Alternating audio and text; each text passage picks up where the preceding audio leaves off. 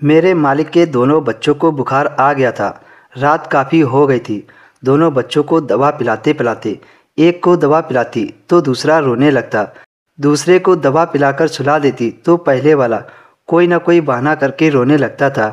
बुखार में दोनों बच्चे चिड़चिड़े व ज़िद्दी हो गए थे, वरना इतना परेशान नहीं करते थे। लेकिन आज तो ऐसा लग रहा था कि जैसे वे लोग मुझे जानबूझकर तंग कर रहे हों। मैं रात तक काफ़ी ज़्यादा थक गई थी। जैसे ही मालिक कमरे में आए तो मैंने जाने की इजाज़त मांगी तो वह मुझसे कहने लगे कि यह बात सही तो नहीं लग रही है, लेकिन मैं भी मजबूर हूँ। अगर आप आज की रात मेरे बच्चों के साथ रह लें तो यह आपका मुझ पर बहुत बड़ा एहसान होगा। मैंने कहा, मैं भला कैसे रह सकती हूँ? मेरा पति तो रात के 10 बजे तक काम से वापस आ जाता है और मुझे खाना देना होता है। यह सुनकर मेरे मालिक ने मुझे एक अजीब सी नज़रों से देखा और धीरे से पूछा, क्या आप शादीशुदा हैं? मैंने कहा, हाँ। तो मालिक का चेहरा उतर सा गया था।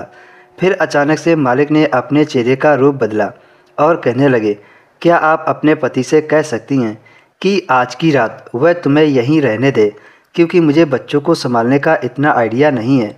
मैं रात भर कैसे इन्हें संभाल सकता हूँ? और फिर आप तो इनके मेडिसिन के बारे में भी जानती हो। मैंने कहा, ठीक है, मैं अपने पति से बात करके बताती हूँ। मैंने अपने पति को फ़ोन लगाकर सारी बात बता दी तो उन्होंने कहा, ठीक है, तुम आज रात रुक जाओ, मैं आज खाने पीने का खुद इंतज़ाम कर लूँगा। रात भर मैं बच्चों को संभालती रही और अगले दिन शाम तक बच्चे पूरी तरह से स्वस्थ हो गए। रात को जब मैं वापस जाने लगी तो मालिक ने मुझे 5,000 रुपये पकड़ा दिए। मैंने कहा, आप पैसे क्यों दे रहे हैं? मालिक कहने लगे कि आपने मेरे बच्चों को बड़े मुश्किल वक्त में संभाला है, इस पर आपका हक बनता है, इसलिए आप इसे इनकार मत करिए। मैंने कहा, आप मेरी ममता को पैसों से क्यों तोल रहे हैं? हाँ, मैं मानती हूँ कि यह मेरी सगी औलाद नहीं है, लेकिन मैं हमेशा अपने बच्चों की तरह रखती हूँ, इसलिए आप अपने पैसे अपने पास रखिए, मुझे इनकी ज़रूरत नहीं है। मैंने अपना पर्स उठाया और कमरे से बाहर चली गई। मेरी शादी को 5 साल हो गए थे, लेकिन अभी तक मुझे कोई औलाद नहीं हुई थी, इसलिए मैंने अपनी सारी ममता उन बच्चों पर लुटा दी थी। अगले दिन जब मैं काम पर आई तो मैंने देखा मालकिन और मालिक में झगड़ा हो रहा था।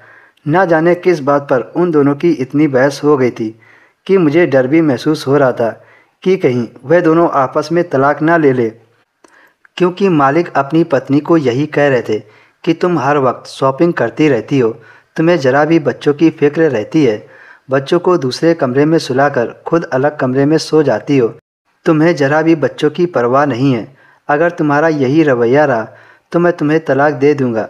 मैं सारी बातें चुपचाप सुन रही थी जब अचानक से मेरे कमरे का दरवाज़ा खुला तो मालकिन बड़े गुस्से वाले अंदाज में कमरे में आई तो मुझसे कहने लगी, चलो जाओ, आज से तुम्हारी छुट्टी है।